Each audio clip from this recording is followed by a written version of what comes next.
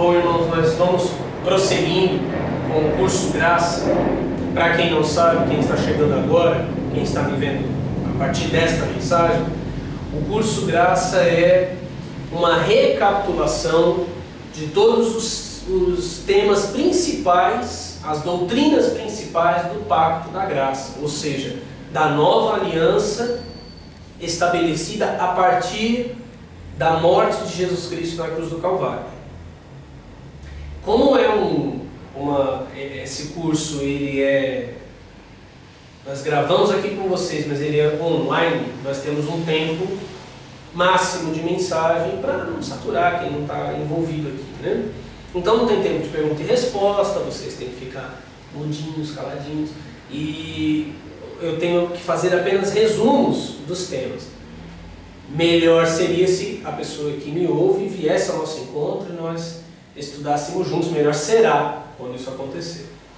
Então, continuando o curso Graça, hoje nós vamos meditar um pouco sobre a oração que é chamada pelos teólogos de oração sacerdotal, que está no Evangelho de João, o capítulo 17. Eu vou ler versículos dessa oração, a oração de Jesus Cristo, e meditar sobre as revelações que essa oração contém. Somente com João 17 nós já começamos a perceber que a prática cristã dos dias de hoje é bastante contrária à vontade de Jesus Cristo, mesmo ainda nos dias da sua carne. É uma oração bastante extensa, ela vai do versículo 1 até o versículo 26. Então, naturalmente, nós vamos ler apenas os versículos que nos interessam. Depois é interessante que você, munido desse conhecimento, leia mais profundamente João 17 e logicamente também não nos demoraremos muito nos versículos para que não fique muito extenso o estudo. Então, João 17, a oração de Jesus. No versículo 2, Jesus, falando ao Pai, diz que o Filho vai ser glorificado, ele diz ao Pai: assim como lhe deste poder sobre toda a carne, para que dê a vida eterna a todos quantos lhe deste. E a vida eterna é essa, que conheçam a Ti só por único Deus verdadeiro, e a Jesus Cristo a quem enviaste. Então, o primeiro ponto da oração é que Jesus recebe poder do Pai sobre toda a carne, mas Ele só concederá a vida eterna àqueles que o Pai lhe deu. Ou seja, Jesus tem poder sobre todos os homens, mas Ele concede vida eterna àqueles que o Pai lhe deu. É importante pensar o que significa vida eterna. Em grego, essa palavra é zoe aiones, ou zoe aionos. E os linguistas que ficarem com raiva de mim, desculpe, a minha pronúncia não é muito boa, mas é isso aí. Vida eterna, aiones, tempo, eras, e zoe, vida. Zoe aiones significa vida pelas eras, vida através das eras, ou seja, vida não restrita ao tempo, não limitada pelo tempo.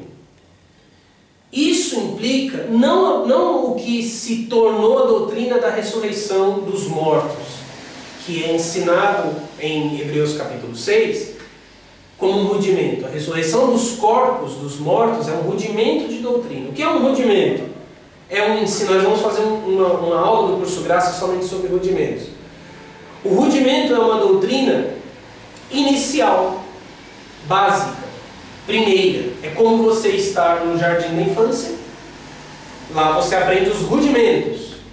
E depois você está na faculdade. Aí você já tem conhecimento mais profundo. O professor já não vai pegar na sua mãozinha para te ensinar a escrever, né? Coisas desse tipo. Não vai te abraçar quando você chorar. Essas coisas todas.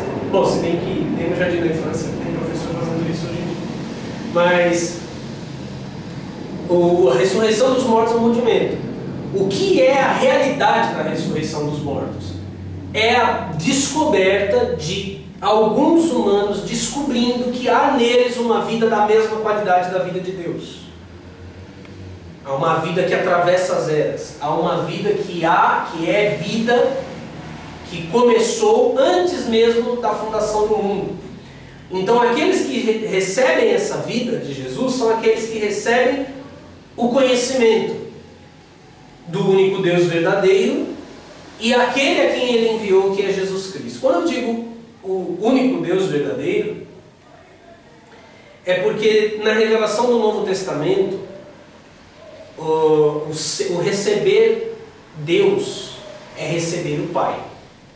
Todos nós somos irmãos. E sobre nós há apenas um Deus, que é o Pai. Então este Deus verdadeiro significa o Pai. O Pai de Jesus Cristo é o nosso Deus verdadeiro. É o que governa sobre nós, é o que está acima de nós. Como diz em Efésios capítulo 4, é aquele que é por todos, sobre todos e em todos. Todos os filhos. Prosseguindo, versículo 4. Eu glorifiquei-te na terra, tendo consumado a obra que me deste a fazer. Nós não glorificamos o Pai com canções. Nós não glorificamos o Pai com práticas religiosas. Cada um de nós está aqui para realizar uma missão. Nós fomos ungidos e consagrados e enviados, ou seja, todos são apóstolos, porque apóstolo significa enviado. Todos nós fomos enviados a este mundo para cumprir uma missão. Então não interessa quanto tempo você passa na igreja, não interessa quais são as suas práticas religiosas, não interessa nem se a sua igreja, a igreja A, onde você congrega, é mais ética do que a igreja B, que você não gosta ou de onde você saiu. O que importa é, você está cumprindo a sua missão? Você está cumprindo, você sabe para o que você foi enviado? Porque Jesus Cristo, Jesus de Nazaré, sempre soube para o que ele foi enviado. E ele disse, eu glorifiquei-te na terra, tendo consumado a obra que me deste a fazer. Somente assim você glorifica o Pai. O Pai não é glorificado com elogios. O Pai não é glorificado com bajulações. O Pai não é glorificado com gestos, com danças. O Pai é glorificado com o cumprimento de nossas missões. Então preste atenção, quando Jesus começa a pregar a sua palavra, ele é expulso da sinagoga. As igrejas que se agarram à lei de Moisés não aceitarão a sua missão. As igrejas agarradas aos rudimentos de doutrina vão dizer, quem esse cara pensa que é? Quem essa menina pensa que é? Quem ele acha que é? Quem ele pensa que é? Como ele abre as escrituras e faz esses pronunciamentos? Que poder ele acha que tem? Que autoridade ela acha que tem? Falo de experiência própria. Versículo 6. Manifestei o teu nome aos homens que do mundo me deste. Eram teus e tu nos deste e guardaram a tua palavra. Aqui não tem como fugir, é predestinação. Não são todos. Alguns pertenciam ao Pai. A quem Jesus manifestou o nome do Pai? A quem Jesus manifestou o Pai? Aqueles que eram do Pai, que estavam no mundo, veja só. Manifestei o teu nome aos homens que do mundo me deste. Eram teus e tu nos deste. E guardaram a tua palavra. Se nós estamos nos deparando com o que é chamado profeticamente no Novo Testamento de apostasia, que é o desviar-se, por que os homens não guardam a palavra de Jesus? Porque não são do Pai. Aqueles que são do Pai guardam a palavra. Você que está me ouvindo, se você é um eleito, você guardará essa palavra. Você lutará por essa palavra. Você defenderá essa palavra. Versículo 8. Porque eles dei a palavra que me deste. Quer dizer, Jesus recebeu do Pai, ouviu do Pai e nos deu essa palavra. E eles a receberam. E têm verdadeiramente conhecido que saí de ti. E creram que me enviaste. Eu rogo por eles. Jesus está orando. E lá em João 11, na ressurreição de Lázaro, Jesus diz ao Pai, Pai, eu sei que tu sempre me ouves. Então essa oração foi ouvida. Essa oração está ecoando pelo universo. Essa oração está sendo ouvida e cada um dos filhos do Pai serão trazidos em resposta a essa oração. Eu rogo por eles. Não rogo pelo mundo. Você consegue entender que O cristianismo não pode ser imposto sobre as pessoas. É um absurdo que os valores não, supostos valores cristãos estejam sendo impostos sobre as pessoas hoje. É um absurdo que políticos cristãos ou que representam igrejas estejam tentando construir leis ou estejam tentando barrar projetos que favorecem a sua religião, a sua crença, como se ela fosse a verdade absoluta e aplicável a todos. Isso é uma mentira, isso é um engano. Você tem que lutar contra isso, você tem que resistir a isso. O Evangelho foi dado apenas aos filhos. Eu não rogo pelo mundo, por aqueles que me deste eu rogo, porque são teus. Então, se você é um predestinado, Jesus orou por você. E se eu não sou um predestinado? Tem uma infinidade de religiões aí, escolha a sua. Pratique a sua espiritualidade como lhe convém, como lhe agrada. Procure uma religião que faça de você uma melhor pessoa, um melhor cidadão, que não faça de você massa de manobra. Agora, se essa palavra bate lá no teu íntimo, lá dentro de você, e você deseja agarrar-se a ela, você é um predestinado, um eleito. Jesus orou por você. Jesus não é o ditador do mundo e dita as regras através de pastores, de bispos ou de pseudo-apóstolos. Isso precisa acabar. Não é a igreja que decide lei de aborto. Não é pela Bíblia que se decide se o aborto é legalizado ou se ele é proibido. Essa é uma discussão de saúde, é uma discussão social. É uma discussão em que a mulher tem que estar no centro da discussão. A mulher é que tem que ser o coração, tem que se olhar para ela. Porque onde estão as igrejas quando as meninas engravidam aí na adolescência? Onde estão as igrejas quando as que têm dinheiro fazem aborto e ninguém fica sabendo? Aonde está a igreja quando meninas desesperadas procuram clínicas clandestinas? Porque existem as clínicas clandestinas. E às vezes perdem o útero, perdem a vida. Onde estão as igrejas? Não é a Bíblia que decide isso. Não é a Bíblia que decide se pode haver ou não haver facilidade no divórcio. Não vamos dificultar, porque o casamento é uma instituição divina. Instituição divina na cabeça dos pastores, dos protestantes, dos evangélicos. Não é instituição divina para todos. Não é instituição divina para o ateu. Para o ateu não existe instituição divina e o político é eleito para governar para todos. Isso tem que acabar. Não é possível que isso continue. Se combate leis para se defender os homossexuais, porque segundo a teologia dos pastores e a teologia católica é uma abominação. Essa se chama de abominação por causa do livro de Levítico, mas lá era abominação comer lebre, comer carne de porco. Você não pode comer o magnífico bacon, porque é abominação. É mais ou menos abominação do que ser homossexual. Você não pode comer salame, é abominação. Ué, se for levar a Bíblia a ferro e fogo, não pode ter padre que usa óculos, porque ele tem defeito na vista, e se dizia lá que não podia ter defeitos físicos. Aliás, eu tenho um nariz ligeiramente protuberante, né? Eu não poderia estar pregando aqui, porque se era narigudo não podia ser sacerdote. Que miopia, que loucura é essa? É a tentativa de se impor, não a Bíblia, interpretações bíblicas. Já velhas, cansadas, saturadas, e impô-las sobre a população. Ditar regras, ordens sobre o povo, que não é cristão, que não foi chamado para ser, que tem liberdade.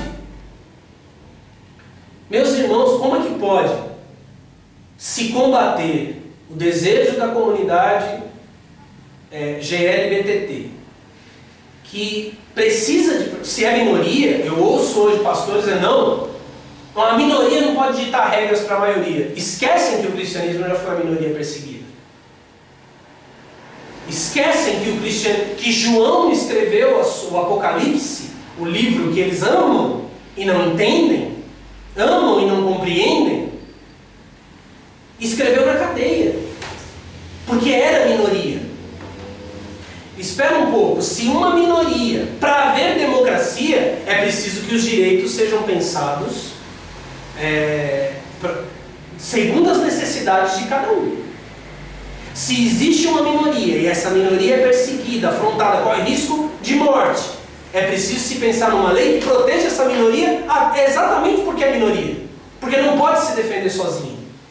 Agora, se eu fico fechado e eu quero impor o cristianismo, eu quero transformar a mensagem de Jesus naquela besta que Daniel viu com dentes de ferro, que devora toda a terra.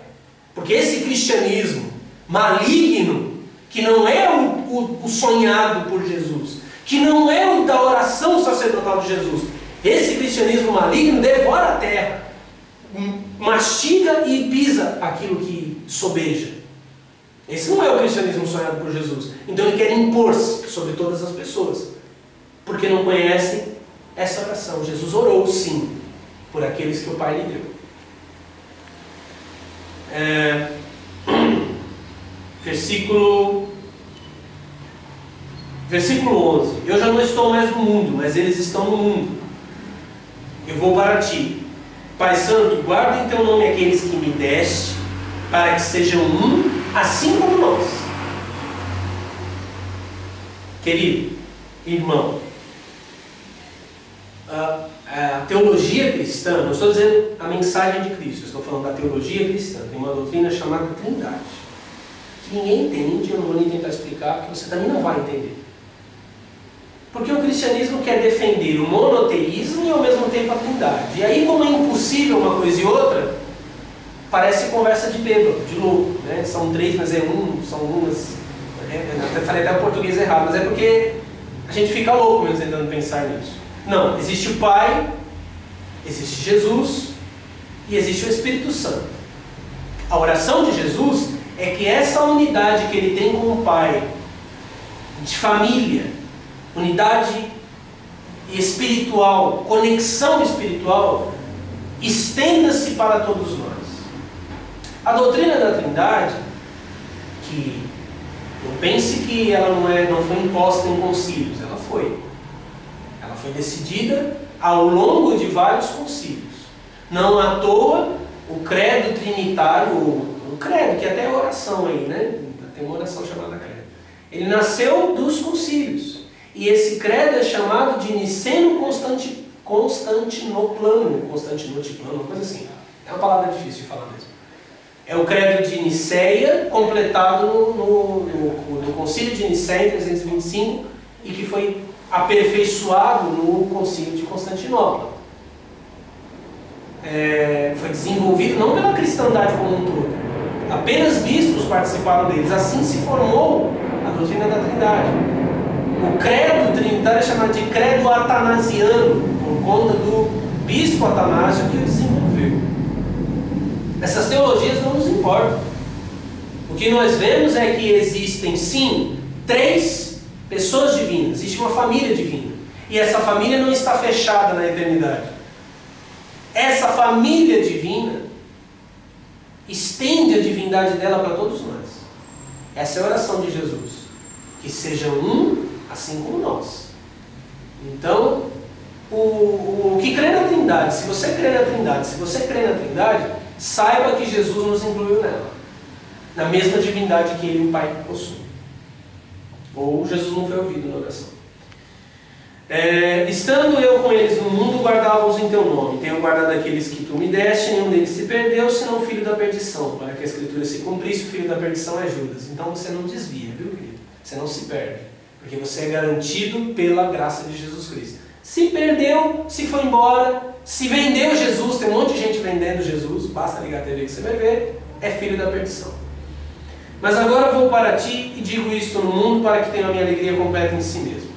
Dei-lhes a tua palavra e o mundo os odiou, porque não são do mundo, assim como eu não sou do mundo. Jesus é consenso de todos os cristãos, seja pensando que ele é Deus ou que ele é um anjo. Jesus foi um ser espiritual que tomou o corpo. E o que Jesus disse? Que você também é. Eles não são do mundo como eu também não sou do mundo. Iguais. Sem distinção nenhuma. Iguais. Irmãos, Desde a fundação do mundo. Por isso Hebreus 2,14 diz: os filhos participam da carne e sangue, e por causa disso também ele participou da carne e sangue. Você participa, eu participo da carne e sangue. Não peço que os filhos do mundo, mas que os livres do mal. Ele repete, versículo 16: não são do mundo, como eu do mundo não sou. Santifica-os na verdade, a tua palavra é a verdade. A tua palavra não é a Bíblia, tá? É a palavra que foi ensinada por intermédio de Jesus Cristo ressuscitado. Assim como tu enviaste ao mundo, também eu os enviei ao mundo. Da mesma maneira que Jesus foi enviado pelo Pai, você é enviado. Aí você volta lá no versículo 3, né? Conheçam a vida eterna, saibam o que é a vida eterna, recebam a vida eterna. Você foi enviado com a mesma missão, em contextos diferentes. Por eles me santifico a mim mesmo, para que também eles sejam santificados na verdade. Eu posso dizer sem medo: você é santo. Eu sou santo. Ah, você fala que eu sou santo porque não sabe o que eu fiz ontem. O que você fez não interessa. O que você fez ou pode ser considerado como um ato de uma pessoa que não é santa pela religião, e aí não nos interessa. Ou talvez seja uma coisa ruim mesmo, que acontece porque lhe falta conhecimento, lhe falta alimento espiritual. Eu lhe digo: você é santo, porque a sua santidade depende da santidade de Jesus. E ele disse: me santifico a mim mesmo, para que também eles sejam santificados. Jesus se santificou e santificou a todos nós. Ponto final. Eu não rogo somente por estes, mas também por aqueles que pela sua palavra hão de crer em mim, para que todos sejam um, como tu, ó Pai, o és em mim e eu em ti, que também eles sejam um em nós, para que o mundo creia que tu me enviaste. Então, mesmo aqueles que não serão cristãos, ou neocristãos agora, né? Mesmo para aqueles que não serão de nós, que não são de nós, eles crerão que Jesus foi enviado pelo Pai, pela sua unidade com Deus, não pelos seus argumentos. Por mais racionais que eles sejam, é uma demonstração da vida de Jesus Cristo em cada um de nós, em você e em mim. Por esta unidade de Jesus com o Pai, do Pai conosco, nós mostrando que Ele está vivo em nós, é que o mundo crerá. Versículo 22: eu lhes dei a glória que a mim me deste, para que sejam um como nós somos um. Aí a gente volta para o versículo 5, em que Jesus diz: e agora glorifica meu Pai junto de ti mesmo, com aquela glória que tinha contigo antes que o mundo existisse. A glória significa a divindade, o corpo divino, imortal. O que Jesus diz? Eu dei para eles a glória que tu me deste. Ele nos concedeu a glória que ele do Pai recebeu. Ele foi tornado divino pelo Pai, e ele te tornou divino também, porque é a mesma glória. Eu neles e tu em mim, para que eles sejam perfeitos em unidade, um só. E para que o mundo conheça que tu me enviaste a mim, e que tens amado a eles como me tens amado a mim. Você é amado pelo Pai, como Jesus foi amado.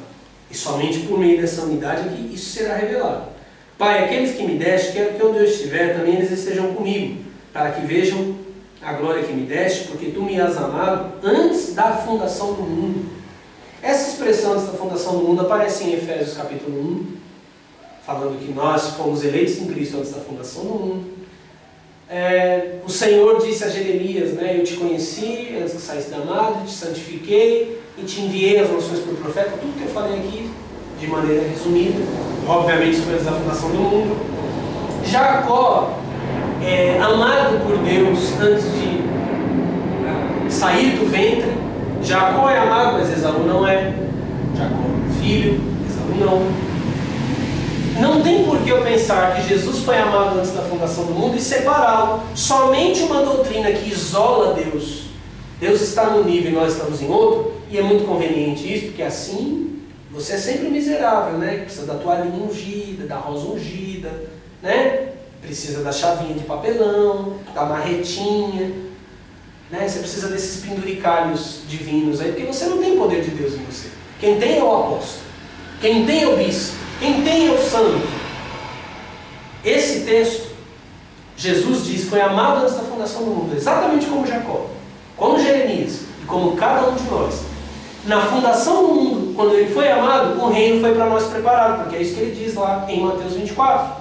Vinde benditos do meu Pai, recebei o reino preparado para vós desde a fundação do mundo. Você estava lá, eu estava lá. Pai justo, o mundo não te conheceu, mas eu te conheci. E estes conheceram que tu me enviaste a mim. Eu estou com a língua presa mesmo, para não se assustar. E eu lhes fiz conhecer o teu nome, e lhe farei conhecer mais, para que o amor com que me tens amado esteja neles, e eu neles esteja. Repetindo o que Jesus mesmo disse nos dias da sua carne, lá em João capítulo 11. Eu sei que tu sempre me ouves. Essa oração foi ouvida. Essa oração está sobre você. Você é santo, amado na fundação do mundo, um com Jesus e com o Pai. Se tu és um eleito, ouvirás essas palavras e as guardará no teu coração. Abba, Pai queridos.